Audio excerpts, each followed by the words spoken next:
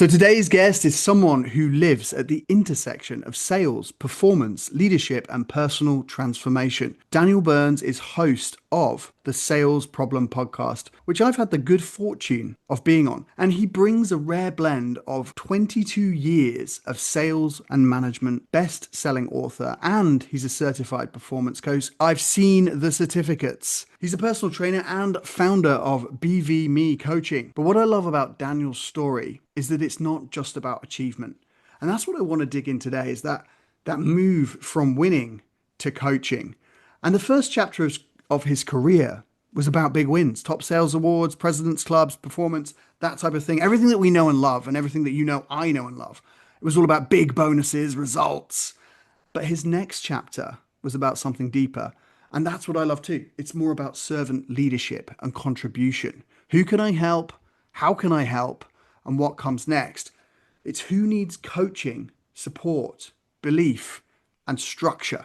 And so, what I wanted to do is have a conversation with the man himself, Daniel Burns. I'm going to bring him on and we're going to talk about what it really means to build the best version of yourself. And if you have been listening to my content before, I will always talk about the fact that there are many versions of you and we should always be striving for the best version. But we're going to dig into what that means. So, welcome to the show, Mr. Daniel Burns. Thanks, Tim. Excited to be here. Always try to show up with two things, energy and empathy. So I'm excited. Let's go. What a start. I'd love that. And you do. You're right. I remember when I came on your show, and that's what resonated with me the most. It was your energy. The conversation we had just was so effortless, but you really drove that. You were an excellent podcast host, I have to say. Thank you. You're welcome. So I want to dig in it right from the beginning. You were a top performing sales manager, like for years. You were hitting big bonuses, presidents clubs. What was it that made you then switch and focus on the coaching and giving back to others? Like, what was your journey? So I'll share with you and the listeners the journey, and you nailed it. It really started for me with sales. And I fell in love, Tim, with sales immediately. And a lot of it was the achievement. So the first time I hit my quota, wow, that was it. My boss said, "Look, you're going to be a superstar." And I believed him.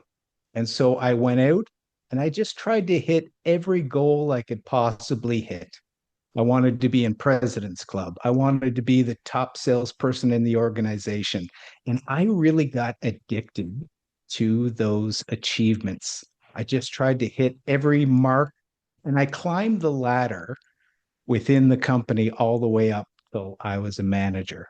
And that was for a lot of years really fulfilling until Tim, somebody walked into my sales room and changed everything for me. What And if I happened? can tell you a quick Yeah, little let's do it. story, yeah, his name was Jonny V. And I don't know, Tim, if you've ever met anybody where the legend of that person preceded you meeting them, but Jonny V was known as a legend across the company. And I didn't really know the guy, but he walked into my sales room to do a training for my team.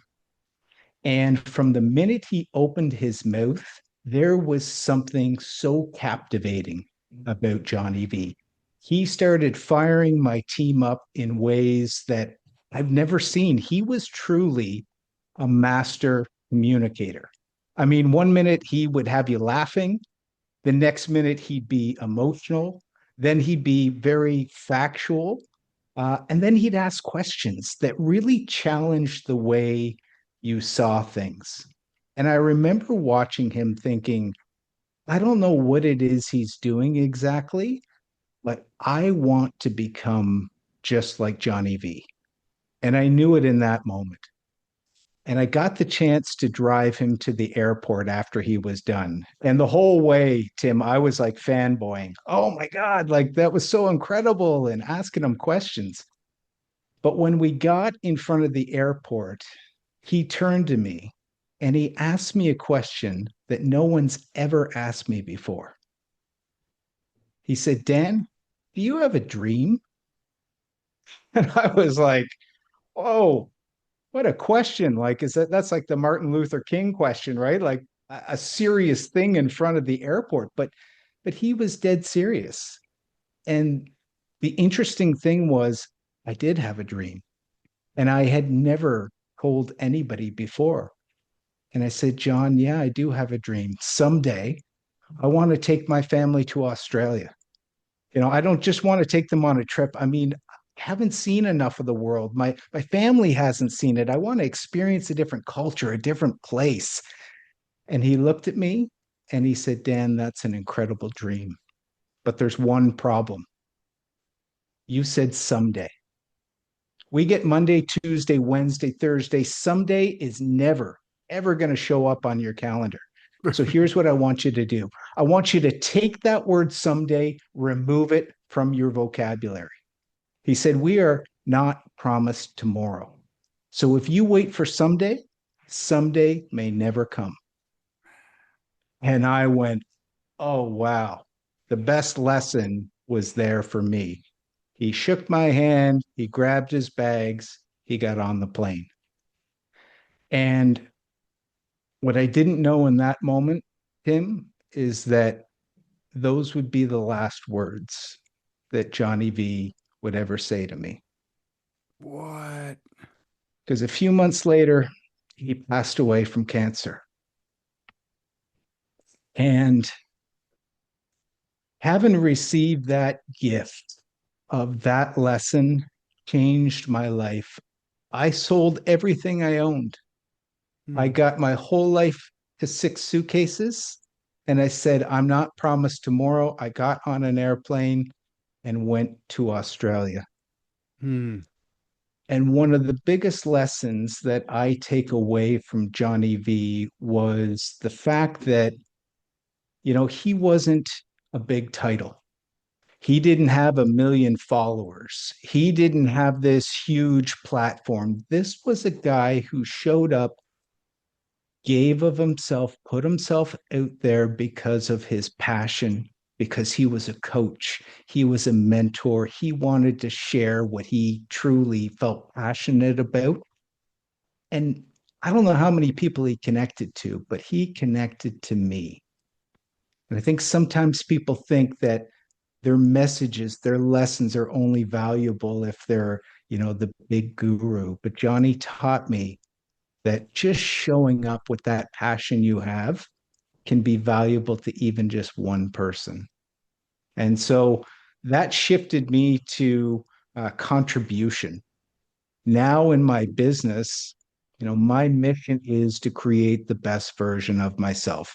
I still value achievement. I still have goals for myself. I still have things I want to accomplish. But the other part of that is to help other people create the best version of themselves. And that is the contribution. That's giving to someone else. And I realized that helping somebody else is often way more rewarding than just getting something myself. So That might be one of the best answers we've ever had on the show. And uh, thank you for the vulnerability and for sharing that. I wasn't expecting that. And I'm not sure the listeners were either. Like we all need a Jonny V in our life. Like it is something that when a Jonny V comes alive, in your life, they turn you on in a way that they help you set a new bar for yourself and see a vision that's further of yourself than you've ever seen before. And I feel like that. So that's Jonny V's message is living on in you today. Like that's changed your life. So here we are. Today is launch day of Magnetic Influence. I'm hoping you've got your copy because this book and the world, they're going to go together. We're in a world of disruption, fragmentation, and change. And what this book is a negotiation playbook for the advanced AI modern world. I'm going to help you maximize your influence and persuasion in an AI-centric world. I'm going to talk you through how to build influence in the negotiation room, in tough negotiations, dealing with difficult people, and leverage AI at the same time to do that. Because remember, AI has entered the room. It's in there with you now. So whether you like it or not, negotiation has changed. And the person that's going to win is what I call the hybrid negotiator. It's part human and part AI. I'm going to show you how to use the magnetic framework to become a magnetic individual. You're going to deliver impact, authenticity, you're going to build trust, you're going to follow your intuition, and you're going to connect with people in building a super connected network. This is what's going to explode not only your career, but your professional life and your personal life when you become a magnetic influence embodied person. You're going to know how to walk into the room with calm confidence and to bring people with you, not only just as a visionary, but leveraging the efficiencies of AI and still the warm characteristics of human connection. Trust is the rarest commodity in today's day and age, and this is going to take you from average to advanced negotiator. The book is out today, so I'm super happy. It's breaking records. It's #1 on Amazon, and it's in bookstores around the world. So go ask your bookstore for Magnetic Influence. Like you can see, how old were you when you met Jonny V? I was 38. So, and Tim, when I was flying to Australia, I asked a question I had never asked of myself, which was, who did I want to be? I asked before, what did I want? But I never asked that question of what's the type of person. So when I say create your best version, it's looking at who do you want to be? What type of person do you want to be? How do you want to show up? Even if you're not that now, I believe we can create that. What then? Because this is something I get challenged on when I've gone out there and said, yes, come on, you need to be the best version of yourself. And I've been many versions of myself, and I feel like the best years are always ahead of me, right? I want to keep striving to get better. And because there are versions of you, right? Be the best version of me. It's easy to say, sounds simple. What are some of the gaps between who someone is now and who they could become? Like what do they have to deal with to get there?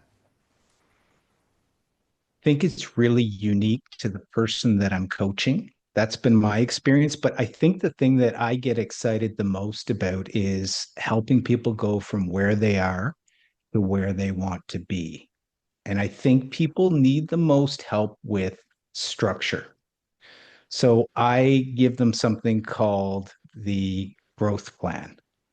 And I think you don't find yourself, you create yourself. So I think it's about sitting down and being intentional with things. So it starts in a coaching session for me with some simple questions. It's what do you want? So it's amazing how I struggled with that question. Even somebody that's a self-help junkie, a self-improvement person, I still struggled to answer that. What do I want specifically? Who do you want to be? And then there's this great exercise I take people through, Tim, called the Wheel of Possibility. I don't know if you've ever heard of that exercise. It sounds awesome. I love that it's got possibility in there. So it really looks at all the major areas that people have in their life. There's big buckets, right?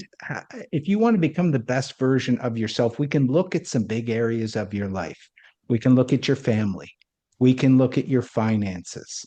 What's life like in terms of friendship and fun? How about your career? How about love and relationships? How about your health and your fitness? These are some of the big things that people go, yeah, I'm probably not the best version in that area. And what the wheel of possibility looks at is, okay, so which area of your life do you want to go from where you are to making it a little bit better? So let's figure out where you are right now. On a scale of 1 to 10, are you a 6 when it comes to career, or are you an 8? And where do we want to move the needle? And then I like to take them through principles of transformation.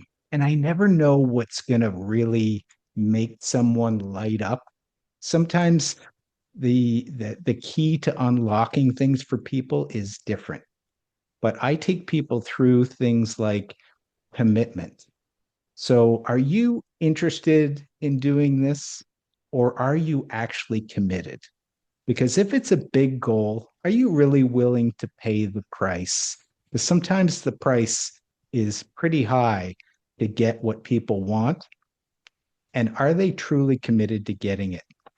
Another principle is reverse momentum. So I like to take people from small things, big things, because people tend to get excited about their goals and then want to create massive change, make all these huge shifts. But I like to get them to think about what's the smallest step that you could take, and then how do we build that so that you're taking bigger steps towards your goals down the road. We also look at their identity. Do you really believe in yourself? What are the stories that you're telling yourself? And then we look at contrary thinking. So, what are the things you need to do differently? If you've always been doing this, what do we need to do that's different, intentionally different? And then the last one, Tim, that I take people through is tracking. How do we measure this? How do we track you all the way from where you are now through to you being a better version of yourself? What's the metrics we can get into? Because if we can manage it and measure it, we can create it in our lives. And that sometimes is just the missing piece. Some people have some of those pieces, some people are missing some of those pieces. And I try to help them fill in, what are the things that are really holding you back? For anyone listening right now, I want you to pay attention. You were listening to a masterclass in communication.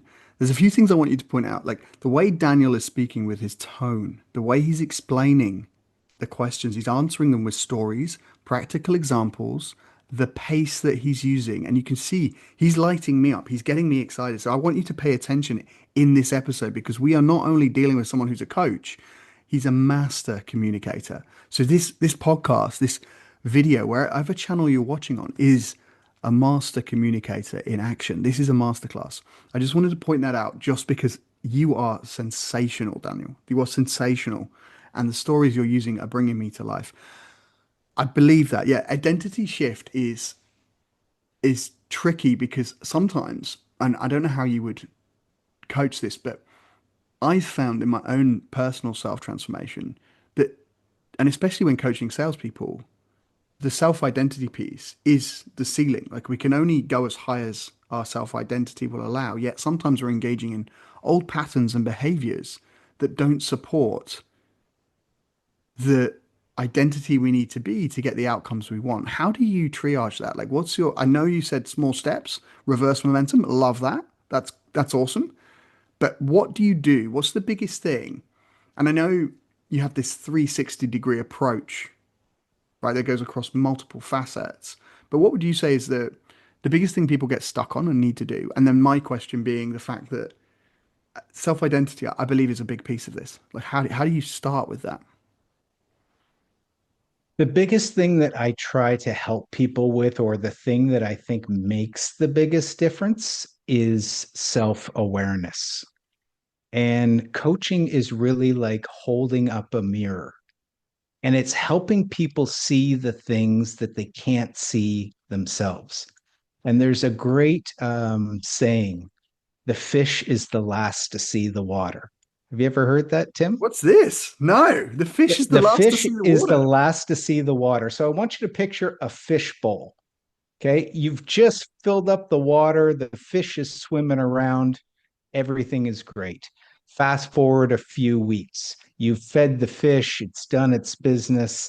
You look at the water. Hmm. The water has all kinds of flaky things floating around. It's no longer clear, it is murky water. But the fish, you can clearly see that from the outside. But to the fish only sees the water. That's their normal environment. And this is what happens to a lot of people. They can't see the water changing around them. The water is just the water, right? But I'm actually sitting in some pretty difficult stuff and I can't even see it. It's like having bad breath. Somebody doesn't tell you you've got bad breath. Sometimes you don't know and you're like, oh, geez, well, you could have told me.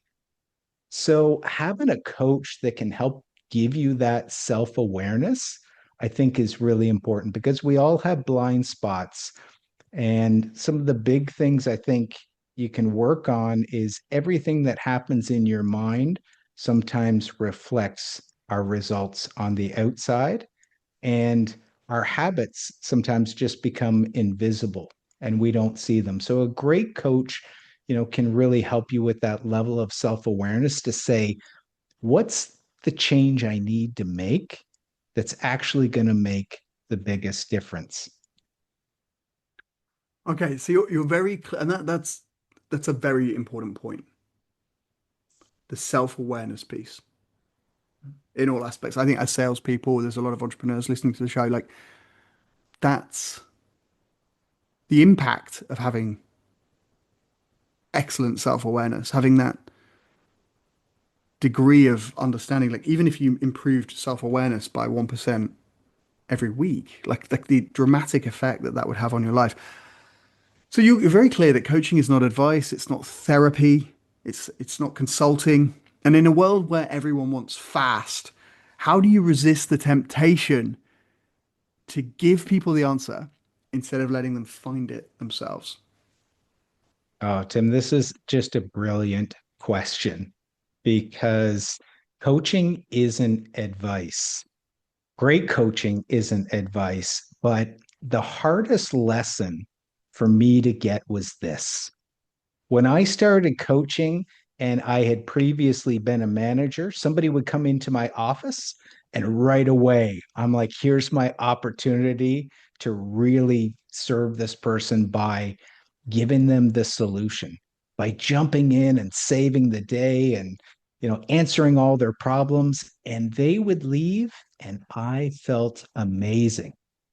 And when I became a coach, it was shifting that around to helping somebody else find the answer themselves so that they eventually get better, so that they trust themselves, and so that they don't necessarily have to come to you. They can start to trust their intuition. And there's an awesome book that I read on the coaching journey that I've been through called The Coaching Habit. So it's by Michael Bungay Stanier. The Coaching Habit, sold millions of copies.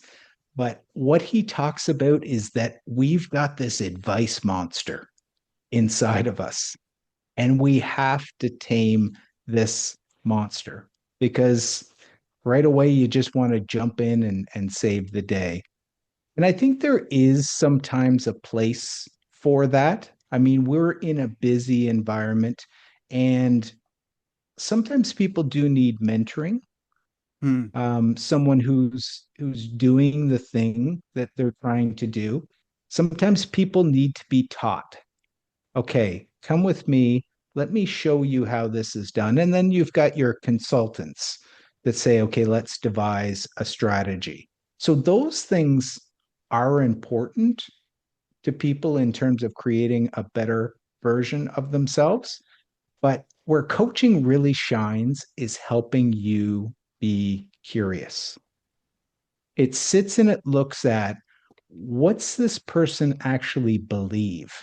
What's going on? How do I understand where they're actually coming from? It takes way more time to sit down and coach someone, but developing that superpower of curiosity and really understanding how people tick, I think makes you a better leader a lot of times. And yeah, it was a shift that was incredibly hard for me to make. And I still find myself sometimes wanting to just get straight to the answer instead of taking a moment to really hear somebody, understand them, and coach them on how they can get better, not just how we can get the thing done. That's a really important point then. Okay, so two curly questions on top of that that have come to mind. If I'm a manager and my job is to get results from the team at the end of the day, like we're all in this short-term world, we're quarterly focused, and suddenly I have to get results out of the team. That's my barometer of success. Like that's what I'm being benchmarked on. And you said something really interesting in just getting the job done versus training the person. What do you do if you've got a person that does not want to be coached? And secondly, to that, are you teaching people then to clean the fishbowl themselves?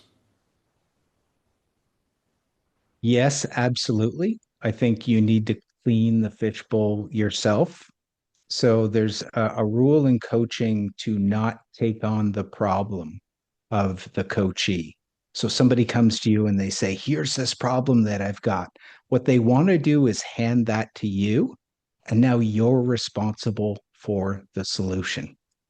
But the the best thing is to talk to them, let them own the problem and work through it together so that they're still supported. They're not alone in doing it. But if you pick up everybody's problems, oh, that's great for everybody else. They can just come and dump their problems at your doorstep and you're going to fix everything. But that's the easiest way to really get overloaded. So don't jump in that rabbit hole and go down the rabbit hole and, try to fix all the problems. Stay on the surface, listen, ask questions, and let somebody else solve their own problems. What can you do then if someone's resistant on the team? I'm thinking of a common, because obviously, if Mhm. someone comes and requests coaching from you, that's a different motivation to someone that thinks they've got it. My rule is you can't coach the uncoachable. Boom. So Okay. somebody who does not want the message is not going to hear the message. And there's lots of people that say, I've already got the answers. I don't need to know anything. Stay out of my sandbox. They do not want coaching. So that's when I think, especially on a sales team or in a business, okay, I may have to manage that person to get to that end result. I'm not going to be able to coach them, but I'm going to take the steps to manage this effectively so that we both know where we have to go in the business, what we have to do to create that sales result. And are they on board? Are they not on board? If they're not on board, well, we may have to performance manage them to get them there, or they may already just be doing the things that's going to create the result. And there's not a whole lot of coaching that's needed. But that's where that difference between coaching, consulting, managing, training, mentoring. I think all of those tools can be used, but you can't coach somebody that doesn't want to be coached. That's very true. So you say your coaching meets people where they are now and helps them start winning. What are the signs or the signals of winning that show up externally before the results come? So I think one of the principles that I love is to be able to sacrifice today for what we want tomorrow. So am I able to do the thing today that's going to get me the results for tomorrow? So it's very difficult to do the work towards something when there's no guarantee that that is going to work out at all. Everybody wants to know that they're going to get the end result, but winning just doesn't work that way. Sometimes it's years of silently putting in the work, chipping away before you get that big break that happens. So I think a key part of it is, can we keep the promises that we make to ourselves on a day to day business? Because winning to me is always about consistency. It's about executing on a plan. It's about not giving up. And a lot of the times people are comparing their chapter 2 to somebody else's chapter 15, and they don't realize all the work that's gone in behind the scenes that just hasn't shown up, and that's a whole career of effort to show the results that some people are at. So I think it's about not giving up and it's about putting in that work without the guarantee of success. Yeah, I think that's a really important point you make. It's very easy to compare yourself to someone 50 steps ahead of you and think, I'm doing the things. And it's like, mate, there's so much more consistency there. There's so much going on that looks effortless, but has been primed for 20 years and just chiseled away to create the David that you now see, the result. Mm. What are some of the blind spots then for high performers? People that are blind because they have high performance and sometimes the things they're doing look like strengths from the outside. Yeah. I think that one really resonates with me because I've made so many mistakes, Tim, and thought that what I was doing was the answer. And then you get to another level and that no longer works anymore. So I think that it's that saying of what got you to here won't necessarily get you to there. Oh You my can't get to goodness. next level. I mean, one of the things I prided myself on for years was just being the hardest worker in the room. Hmm. Like I would just outwork everybody, Saturdays, Sundays, whatever it took, get up early in the morning. And then I became responsible for a group of people and realized I can't do 10 sales reps work. I'm dependent on them now and I have to find a way to leverage them rather than me trying to do it all myself. So I think the biggest thing that's a blind spot is thinking we can do it all ourselves. And high performers sometimes they're the lone wolves. You know, they're out there, they're the superstars, they're out there, they're getting it done. I just want to control what I can control, but we don't create success on our own, even though sometimes we think we do. You know, you think of the superstar salesperson. Sure, they may be closing the deal, but somebody's putting that order through.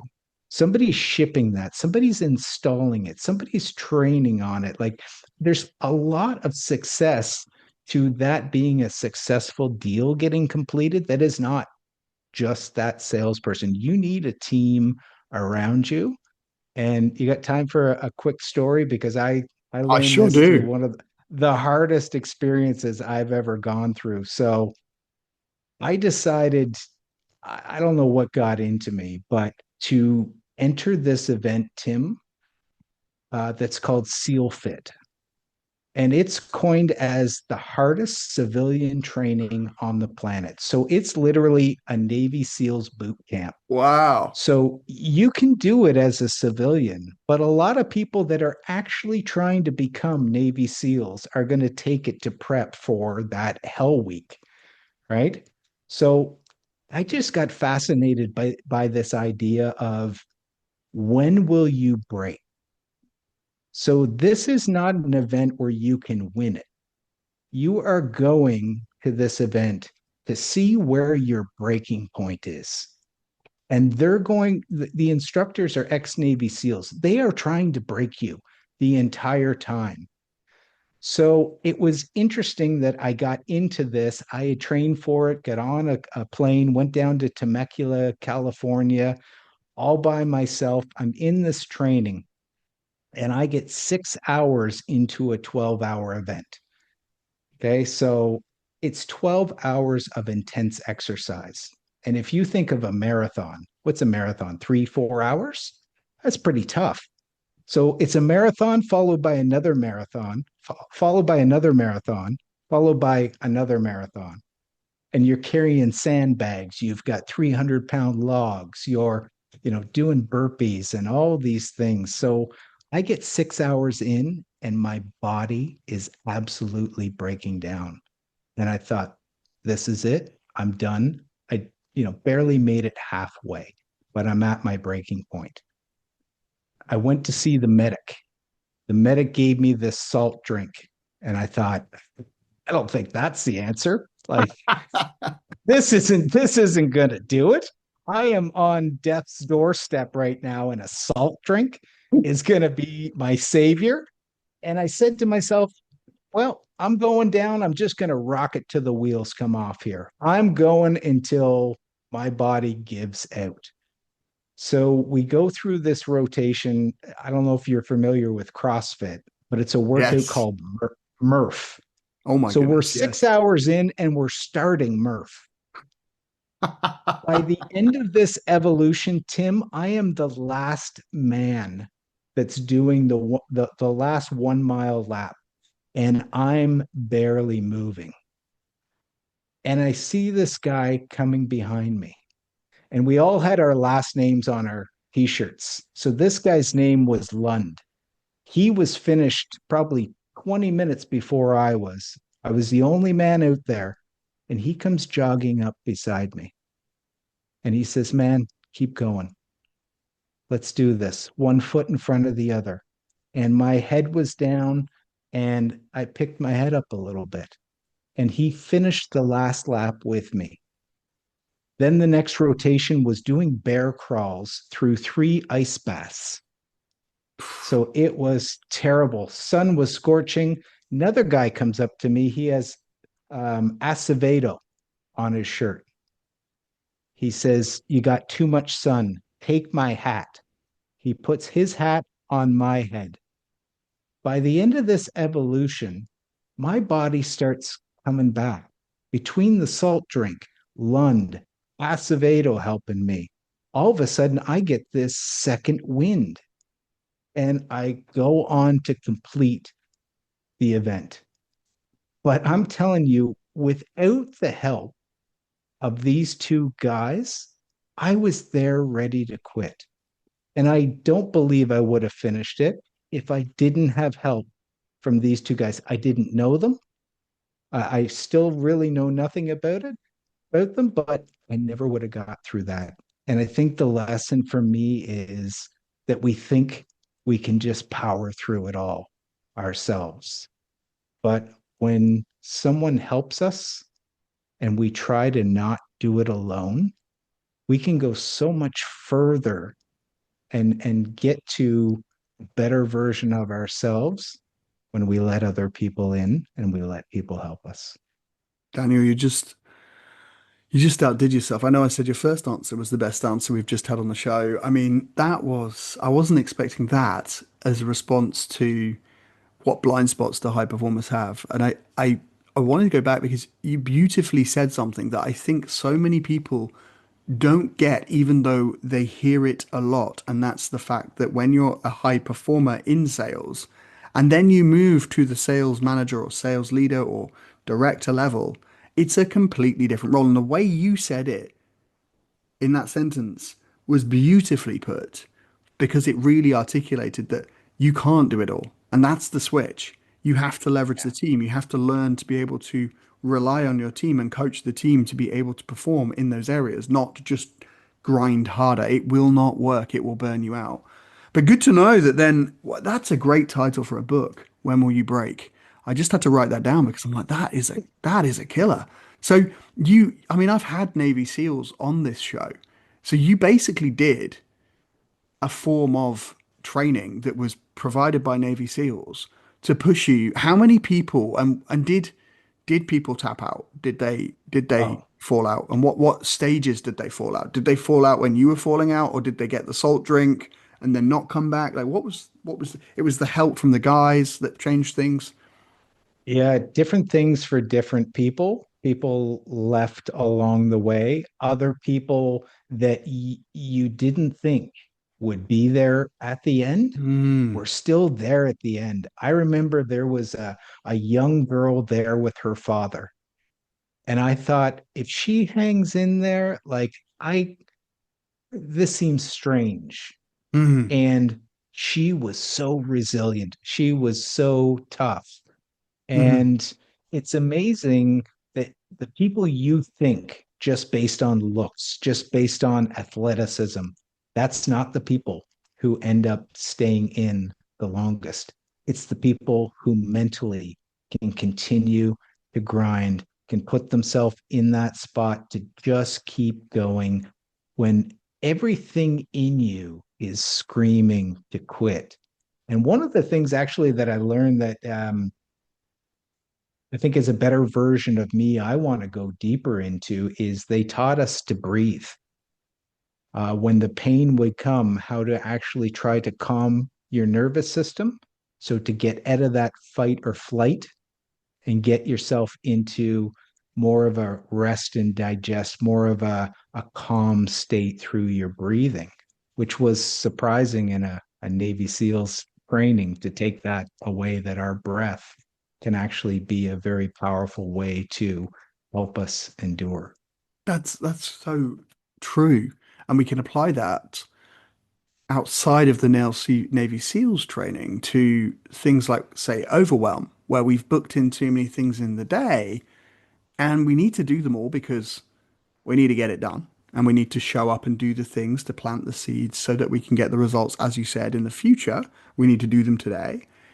We need to be open to accept help, like you did with the hat and if the guy next to you had been talking to you and you're like, that's annoying. Can you stop talking to me? I'm trying to focus here. You didn't receive the help. Maybe the outcome would have been different. Like, Mm. what do you think then? Because your coaching, if we talk about professionals, your coaching is giving people structure, accountability. It sounds awesome. Goal tracking. What is the fastest way for a breakthrough? Like what creates the breakthrough for someone that's struggling, especially in sales? And what do people resist the most, do you find out of your coaching methods, like of all the things you're going to put in place? When it comes to sales specifically, there was one exercise that a group took me through that I love to talk to salespeople about because it changed everything for me. And it's around something called HPAs, which is What's your that? highest payoff activities. And the point that they made is that a lot of the time, 80% of our results actually come from about 20% of our behaviors. And there's certain things that I identified with, early in my career when I sold photocopiers, it was all about cold calls. That was the highest payoff activity. If I was out there every day, if I was making cold calls, if I was getting leads, the numbers then fell in line and I was making my quota. When I started to sell stuff that was more high ticket items, the highest payoff activity was to sit with somebody, do a lunch and learn, and take them through a demo of the product. Because once they got their hands on it, once they started to actually play with it, they started to see, oh, I can do this. Oh, I want this. So as long as I was out there doing that activity, then the sales results came from it. But I want salespeople to ask themselves, well, first of all, what is your HPA for your business? What's your highest payoff activity? What actually moves the needle for you getting results? And then ask yourself this second question. On any given day, what percentage of your time is actually spent doing those things? Because, we will do everything except the most important thing because everything has to get done. And I think the biggest mistake sometimes companies make is just overloading people with all the things that are part of a role and not allowing people to have enough space to really work on what matters. So I think small things done daily add up to big results, but you have to do the right things in order for it to add up to the big results. So vital. HPAs. I love that. HPAs. Go out and do your HPAs, everybody. And that second piece about finding out how many HBAs, because it's all good to know, oh, this is my highest payoff activity. But then you're not doing it. You're spending your time on all the non-important stuff or the stuff that seems important, but is actually just something you should outsource or delegate or actually reduce. So shifting gears, you do a lot of speaking work, as I alluded to earlier. You're a Mhm. speaker coach. You coach people through Speak Strong and you help people develop a stronger voice. I just saw one of your clients posting that they won the Speaker Grand Slam challenge. Is it Speaker Slam? Mhm. And you've won that Speaker Slam, yeah. Speaker Slam, and you've won that before as Yeah. well. So, what do you believe someone's speaking voice reveals about their identity, confidence, and self-permission? Like, what is it that you see there? I think, Tim, so many people have valuable stories. The things I'm amazed when I coach people, actually, how many stories they have. Sometimes it's trying to figure out which story to tell that really is going to create, but they've got multiple. And I think the biggest mistake people make is that they think they need to have this huge story. If I didn't climb Everest, if I didn't win a gold medal, if I didn't survive a shark attack and swim back to shore while saving a baby, it's not even worth, getting on stage and telling that story. And the mistake really is that most people can't identify with those really big stories. I mean, no one's been through that. Yeah, it may be interesting to listen to, but what I try to help people find is the stories that connect with people, the stories about love, the stories about friendship, the stories about struggling with their bodies and transforming it, stories about losing a family member and the struggle that came after that. These are the things that everybody is dealing with on a day to day basis, or somebody that might have went through that. And it gives this perspective on real life things that are happening, but it takes a ton of courage to stand on a stage and a lot of vulnerability, I think, to get up there and share these difficult moments in our lives. But when somebody hears that you've gone through things and they're sitting there going, I'm struggling with that myself, it creates this amazing connection. And to see people share in a way that is the most difficult things sometimes that have happened in their lives. And then to see that story really help somebody else, that's what I love. And that's what Speaker Slam is really all about, is sharing these transformative, inspiring stories that people go through, and that they can get up and share, and they can win themselves, and other people listening, end up winning as well. I've truly found that myself in my books. Like it's the stuff that's most difficult to share is the one where you go, this one saved my life, or you get the emails from people saying this resonated so much. Thank you for saying that. Like it doesn't have to be huge, grand Everest climbing stuff. It can be the simple things, the pain, the vulnerabilities, but it's hard to share. And one of your clients, I saw this, they say Daniel has a way of helping people trust their voice. That's what it really is. Trust your voice.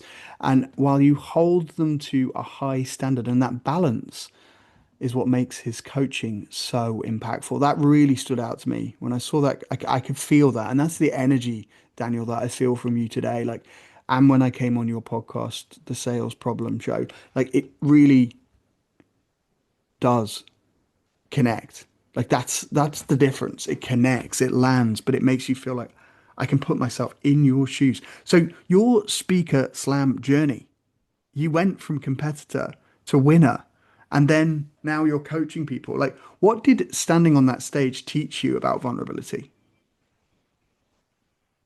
Yeah, the entire journey for me with Speaker Slam was, really incredible. Um, just to tell you another quick story, speaking for me is actually one of the hardest things. What? When I was younger, my first speaking competition, Tim, left with me walking off the stage in tears. I got up in front of a room full of parents at a high school speaking competition and I froze. I was a deer in Horrible. headlights. Mm. I was speechless in a speaking competition. So after that moment, like I fell flat on my face and I thought, I never want to Mm. speak again. I'm not doing this. But what got me to the finals of that speaking competition in high school was this love of speaking, of moving an audience and connecting. And while it scares me every time I get on stage, once I get out there and start speaking and connecting, it's that feeling that once you get past the fear, it absolutely lights you up. And I want other people to experience that. But I think that vulnerability of putting yourself in that position where again you could embarrass yourself, you could say the wrong things, it could not come across, you could forget all the words. That vulnerability, I think, is a superpower. And everybody is so unique. If, one of the messages that I had in my Speaker Slam grand finale was don't cover up who you really are on the inside or the outside, because I think we want to keep so much hidden. But when we open ourselves up, that's how we create connection. And Mhm. there's a great quote, I'll probably butcher it, but have you heard of Rory Vaden? I have, yes. Yeah, he talks about how we're best served to help the person that we once were. Perfect. So that thing that we've struggled with is actually what qualifies us to help someone else. So when I'm helping somebody, but I've been the person who fell on my face in a Mm, speaking competition, and they're worried and they're nervous about screwing up. And I say, hey, I've been there. I've done that. Yeah, it's scary. We're going to support you. We're going to get you ready. We're going to get you through it. And many people think they have to be the expert, they have to have all the answers. But I think what people really want is authenticity. They yeah, want to connect and learn from people who don't just show the highlight reel and yeah. show you all the things that went right. They want real people that have struggled and have failed and have kept going and have found their way somehow to success. So I think really that this process of Speaker Slam, which is the most incredible community of heartfelt people, it's given me so much, and I just really want to give back to that group of people. Well, you're certainly doing that, and you're certainly doing that today. And I really like that linkage of vulnerability to it being a superpower, and that in itself gives people, anyone having to do a big important speech, anyone having to take their speaking career further, anyone that wants to communicate better should get in touch with you, but they should lean into that hard because once you do, I think you find that it unlocks that fear. It unlocks because it switches from being about you to being about the audience, to being the audience being the hero. So you've spoken about client acquisition. And the thing I Mhm. loved about it was that you talk about it as stewardship, not salesmanship. I come across a lot of entrepreneurs that hate like selling, like they dislike selling. How do they build trust, attract the right clients, and then also avoid chasing the ones that aren't right for them? Yeah, what an awesome question. And you're right. A lot of people hate salespeople. It's just one of those, and I've had moments too where somebody's selling to me the wrong way is just the most negative experience. But I also love when somebody does it the right way. Oh yeah. So I think if you're an entrepreneur and you don't like selling, but it is necessary. I mean, every business needs sales in order to survive. So I think there's a few keys. For me, it's always been about finding a win-win. I want my clients to have a win, but at the same time, I need a win out of it as well. And if people are trying to play win lose, they're trying to get something from you and you don't get anything in return, or you're trying to do that with them. You're trying Mm, to get that commission, but you don't really care, or you're not trying to yeah. really deliver that solution and they're going to lose. That's a bad relationship. So, how do you create a win win? And we get a sense of things, right? Like you can feel when somebody is not being a great salesperson and they're trying to kind of take advantage of you. Those are the times that I think we need to kind of walk away, or we need to qualify people. So take more time to really understand, does this person actually have a problem that I can solve? Can I deliver the value they need to meet their expectations or exceed it? And if I can't, do I have the integrity to say, look, I don't think this is a fit.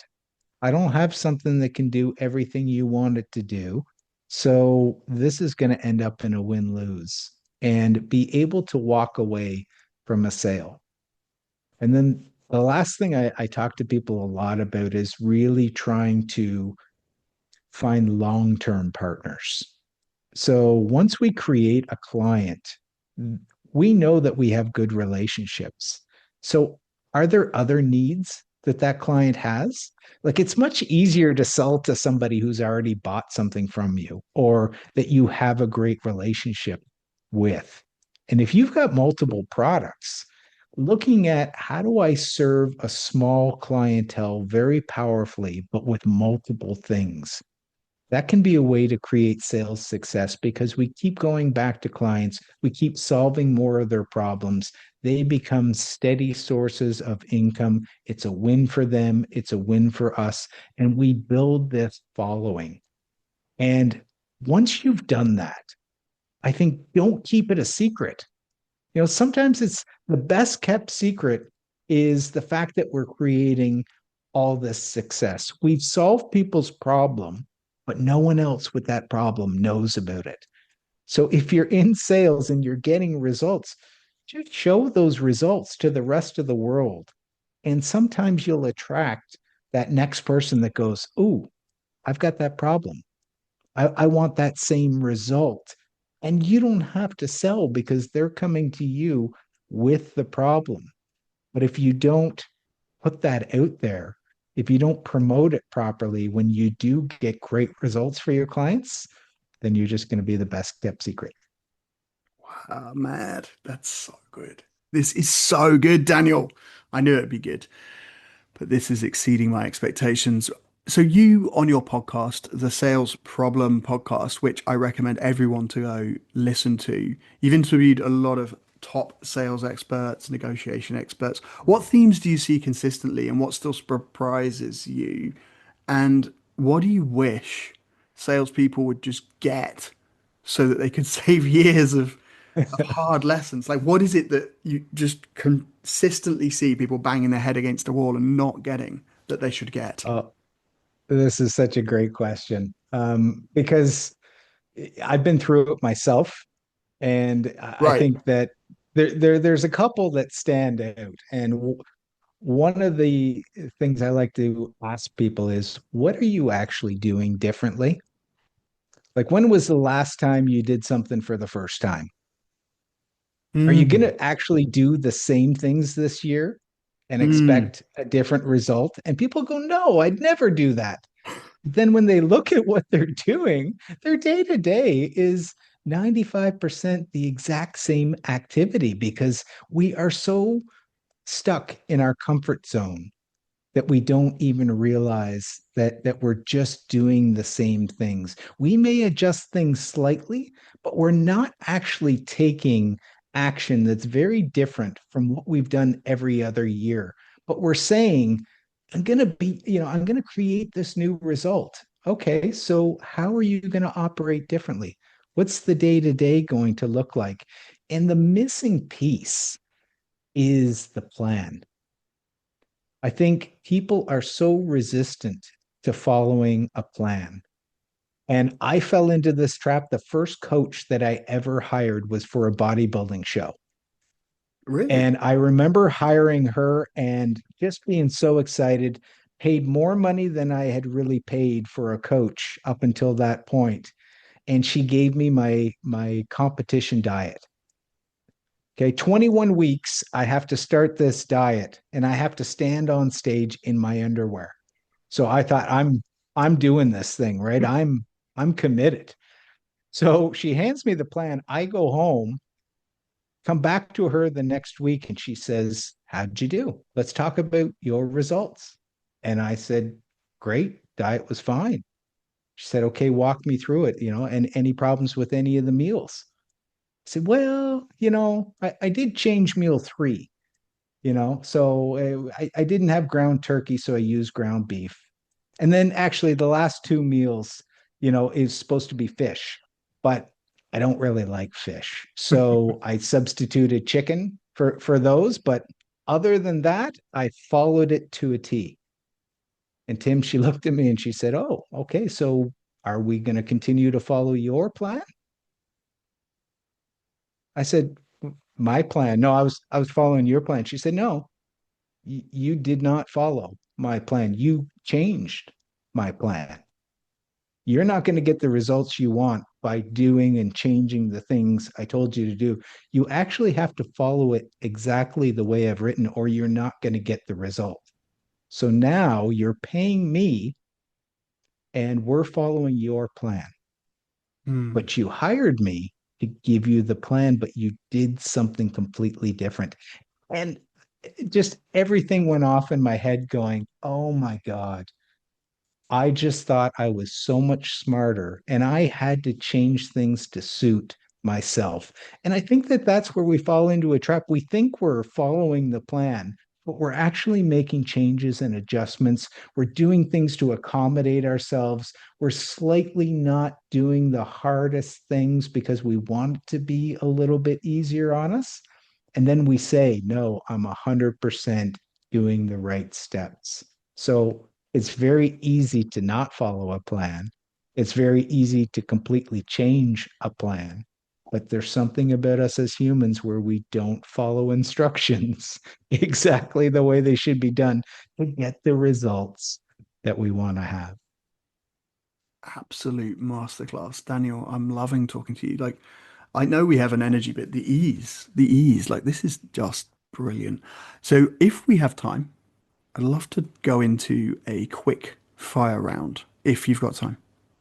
Let's go. I'm loving this. You are incredible. Like this is such a nice conversation.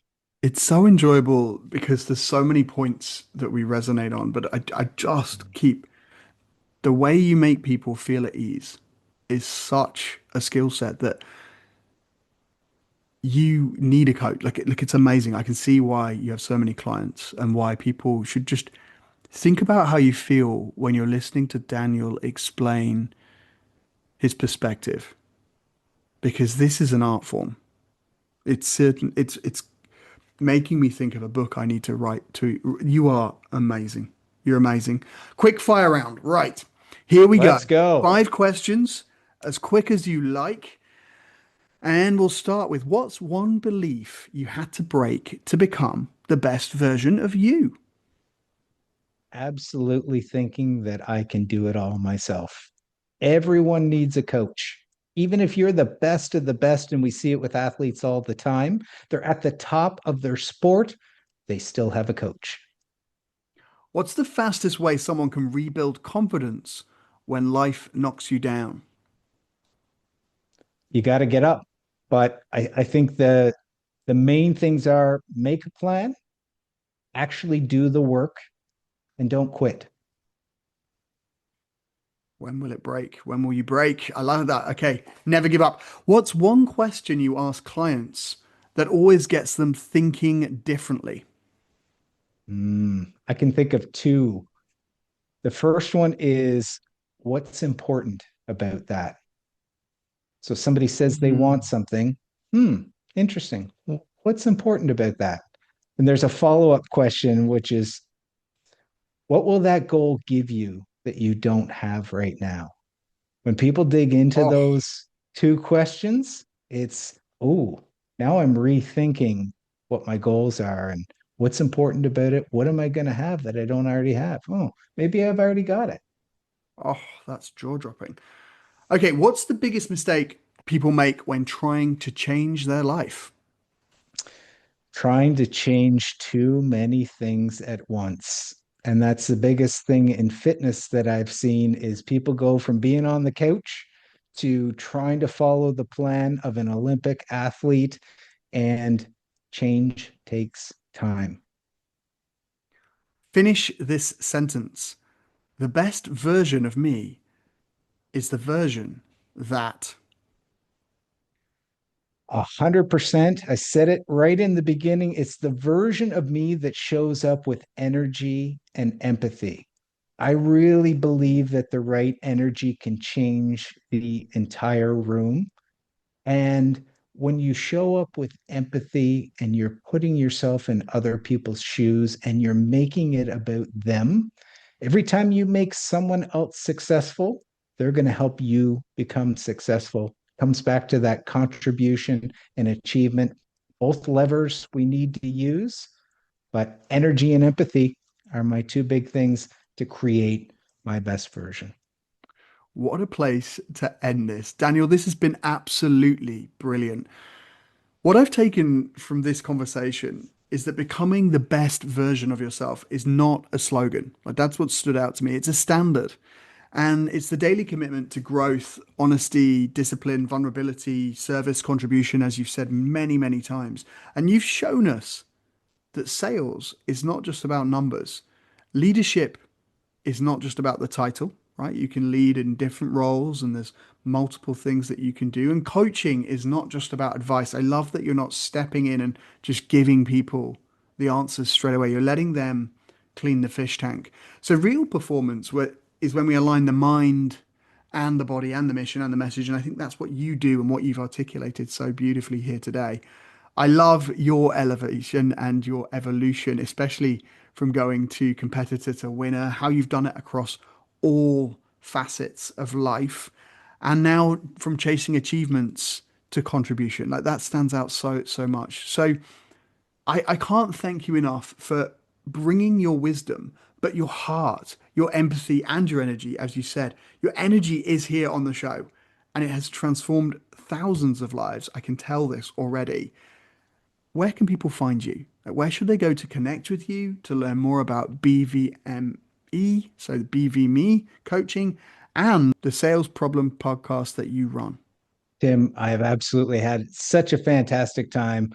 And if listeners want to find me, the best spot is probably LinkedIn.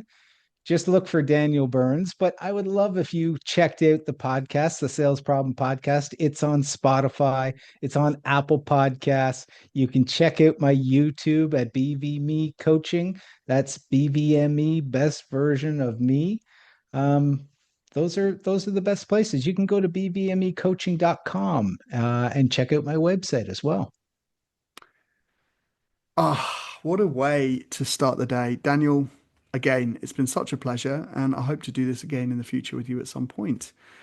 Go have yourself an amazing evening. Thanks, Tim.